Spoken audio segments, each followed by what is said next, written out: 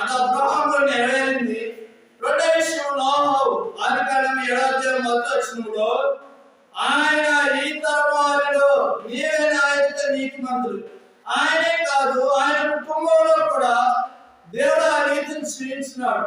ఆ జల ప్రళయంలో ఆ 8 మంది తప్ప భూమి మొత్తము తుడిచివేయబడుతుంది. చూడండి పిల్లారా, ఆ వ్యక్తి అలాంటి వ్యక్తి. ఈ మూడో వ్యక్తిని చూస్తే ఈ యెరోబాము ఆ వీధులకు రాజయ్యండి. ఆ వ్యక్తులందరూ ఏం చేస్తున్నాడంటే దేవుడికి వ్యతిరేకంగా పాపం చేయడానికి ఆయన మూలకారకుడైనాడు.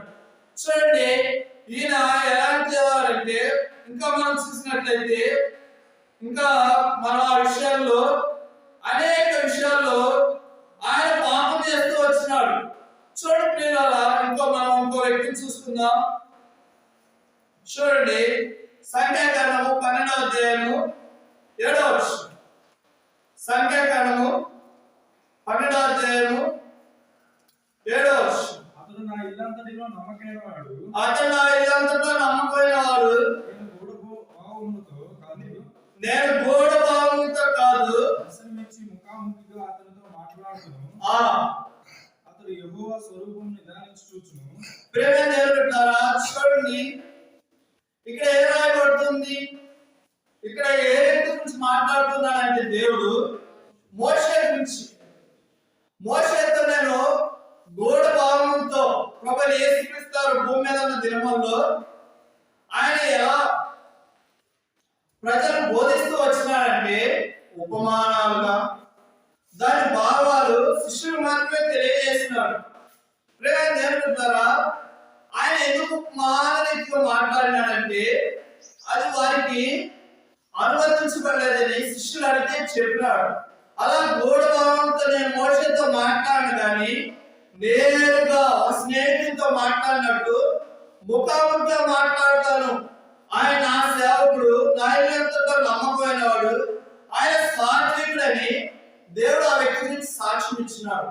ప్రేమ దేవుని ద్వారా మనం మొదటిగా ఈ తరువాలో నీతిమంతులుగా మోవాలే.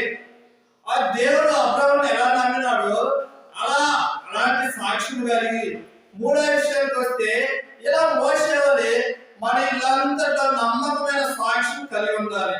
చూడండి, 4వ విషయానికి వచ్చేసరికి ప్రేమ దేవుని ద్వారా చూసినట్లయితే 2వ దినవృత్తాంతాల గ్రంథము 27వ అధ్యాయము 6వ వచనం. 2వ దినవృత్తాంతాల గ్రంథము ఈలాగున యోతాము తన దేవుడైన యెహోవా దృష్టికి యథార్థంగా ప్రవర్తించి.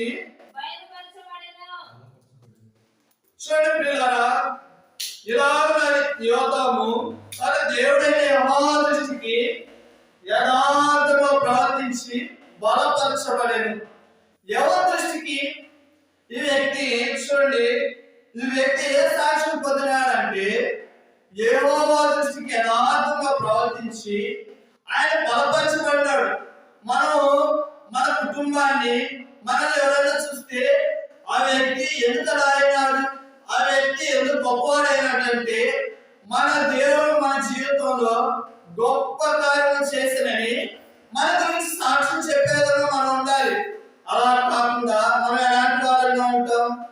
ప్రేమ దేవుడుంటారా, ఈ నాడు మనం జీవించే జీవితం అంతా అయ్యో వారు మందిరానికి వెళ్తున్నారే ఇలా చేస్తారు, అయ్యో వారు ప్రాంతానికి వెళ్తారే ఇలా చేస్తారని మన గురించి చెప్పుకుంటారే తప్పించి ఈయన దేవుని చేత బలపరచబడెను అని మన గురించి ఎవరు సాక్ష్యం ఇచ్చరు. ఎందుకంటే పిల్లరా, మనం మన క్రియల్లో, మన నోటి మాటల్లో, మన జీవితంలో క్రీస్తుని వెల్లడి చేయరు. అలాంటి జీవితం మనకు కలిగి ఉంటే చూడండి, ఒక జంతువు గురించి మీకు చూపిస్తాను. యోబు గ్రంథము 40వ అధ్యాయం. యోబు గ్రంథము 40వ అధ్యాయము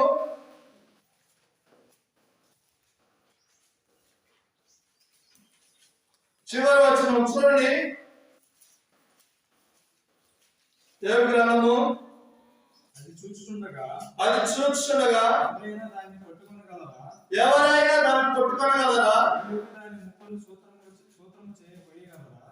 చూడండి, ఈ అధ్యాయంలో ఒక జంతువు గురించి రాయబడుతుంది.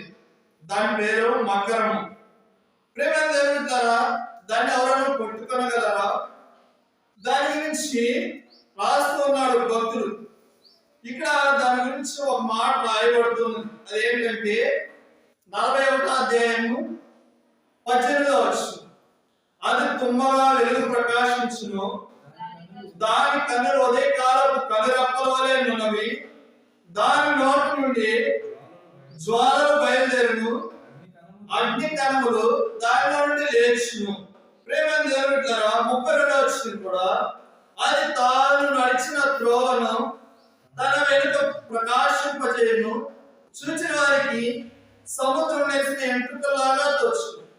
ఇక్కడ ఈ జంతువును చూసినట్లయితే అది తన జీవితంలో వెలుగు, అది తుమ్మగా వెలుగు ప్రకాశిస్తుందంట. అది దాని కనురెప్పలు ఉదయకాలం కాంతి వలె ఉంటాయంట. చూసినట్లయితే పిల్లరా, దాని నోటి నుండి జ్వాలలు వెలువడుతాయి. అది నడిచే త్రోవలో కూడా వెలుగే ప్రకాశిస్తుంది. ఈ జంతువు గురించి దాని వెలుపల వెలుగు సాక్షిస్తూ ఉంది. ప్రేమ దేవుడారా, మనం నడిచే త్రోవలో మన వెనుక మన క్రియలు, మన నోటి మాటలు అవి ఏం చేస్తాయంటే సాక్ష్యమిస్తూ ఉంటాయి. మనం చేసే ప్రతి పని, క్రియ, ప్రతి విషయంలో దేవుడు అమానం కలిగే విధంగా మనం ఉంటామేమో. అలా ఉంటే ఏరో బాగుండాలి.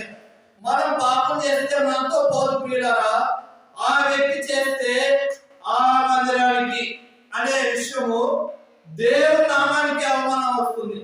మనం అలాంటి వారు ఉంటే మన కుటుంబంగా కానీ, వ్యక్తిగతంగా కానీ, సంఘంగా కానీ ఎప్పటికీ వృద్ధి కావు. ప్రేమ దేవుడారా, మనం ఎలా ఉండాలంటే ఈ తరం వారిలో నోహా వలె, అప్పుడు ఈ దేశం నుండి, ఈ స్వదేశం నుండి అబ్రహాం వలె, అబ్రహాం ఎలా నీతిమంతుడుగా ఆయన దేవుని నమ్మి ఎలా నీతిగా తీర్చబడినాడో, అలాగే మోషే వలె తల్లిదండ్రులుగా సాత్వికమైన అలా ఎలా ఉన్నాడో దేవుని ఎదుట అలాంటి సాక్ష్యం కలిగి మనం ఉంటే మన నడిచే త్రోవలో మన వెలుగు ప్రకాశించినప్పుడు ఆ విధంగా కొంతమంది నడుస్తూ ఉంటారు. అలాంటి సాక్ష్యం మనం కలిగి ఉన్నప్పుడు ఆయన రక్తమాంసాల్లో మనం పాలు పొందడానికి యోగ్యులమే.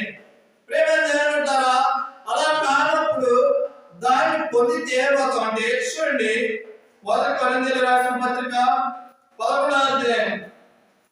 అలా కానప్పుడు మనం ఏమవుతాం? దాన్ని తీసుకుంటే చూడండి, 1 కొరింథీయులకు రాసిన పత్రిక 11వ అధ్యాయము 28-29 వచనం. కాబట్టి ప్రతి మనుషుడు తను తాను పరీక్షించుకోవాలను, అలాగ చేసి ఆ రొట్టెను తిని ఆ పాత్రలను త్రాగవలెను. ప్రభు శరీరం అని వివేచింపక తిని త్రాగువాడు. చూడండి పిల్లరా, మనం అలాగ తాగితే శిక్షావిధి కలుగుటకే ప్రభు యేసు వారు ఎంతో ప్రేమనిచ్చి దాన్ని మన ఎదురు చేర్చినాడు.